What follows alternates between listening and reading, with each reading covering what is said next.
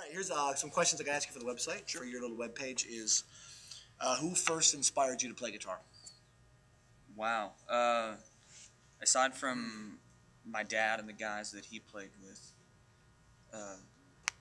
those would be the first ones immediately. From the time I was born until I was about 12, there was a band in my living room. So, there's my dad and other guys like, Ben Belcher and Steve St. Clair and Johnny Triplett and just tons of local guitar heroes. Nice. The first record I remember hearing and going, man, I got to figure out how to do that was Eagles Alive. So that takes us to Joe Walsh and Don Felder.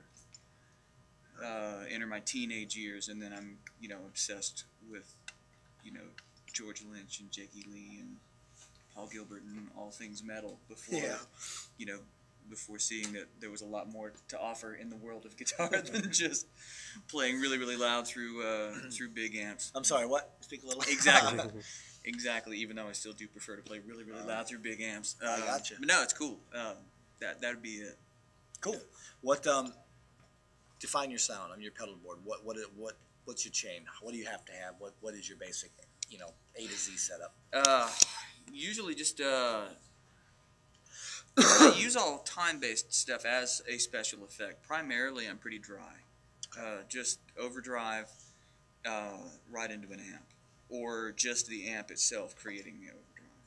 And then past that, for lead stuff, I would use delay, but then cleaner things would have a little more spiz on it. Some compression, maybe a time-based effect, and then or a modulation effect, and then a time-based delay. Cool. What about what was the thing that drew you to doing the Toneprints the most? Well, first of all, it's TC, so it's going to be tremendous. I mean, they don't mess around with anything, and they're compact. This is the first thing they've done. It's been teeny tiny, and it's got I did a little reading on it, and man, it just got tons of power. Yeah. So, cool. No brainer. The Desert Island pedal. What pedal do you have to have on a Desert Island? Oh man, you only got one. It's more like an amp. As long as it's not a modeling amp. Yeah, no, Desert Island amp is 100-watt Marshall 2203.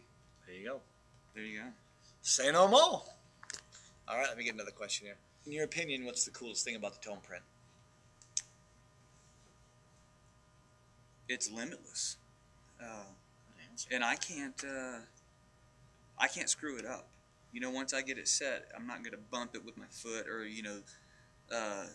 and knock it completely out of whack, and I'm not gonna have a bunch of goofy tape all over everything and writing down notebooks worth of settings of stuff and trying to remember all of that garbage or switching stuff in between songs whenever everything's completely black and you can't see your hand in front of your face. Have you ever created a sound with a pedal that inspired you so much that you literally wrote a song? Absolutely. On the spot with the pedal? Absolutely. Nice. Yeah. Very good. Are you the guy that constantly tweaks your sound because it's never right, or are you the guy that plugs it every day and goes, yep, there it is, let's play? There's a thing that I always hear in my head, and I'm pretty quick to get there. I mean, I know... You mean besides peanuts? Yeah. There's an awful rattling noise every time I turn my head. No, I'm sort of in between that. I don't have to fuss with it a bunch, but it's rare that that you plug right in and there you go. Great. Cool. Last question. If you have access to a lot of parameters and a pedal, for instance, like if these were all on the pedal, is that something that would interest you more, or is it just you prefer no way the less is more? Yeah, man. You put a bunch of stuff in front of me and I will blow it. You will step up. Yeah, I will screw that up somehow. So yeah, let me work that out all by myself. Great. That might come back and I don't have to worry about it. Brian Nutter, there's a door prize for you on your way out. Thank you very much. Awesome. I appreciate that. My pleasure, buddy.